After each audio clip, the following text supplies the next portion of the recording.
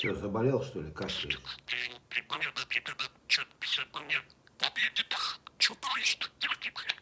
Прям испугались мы тебя.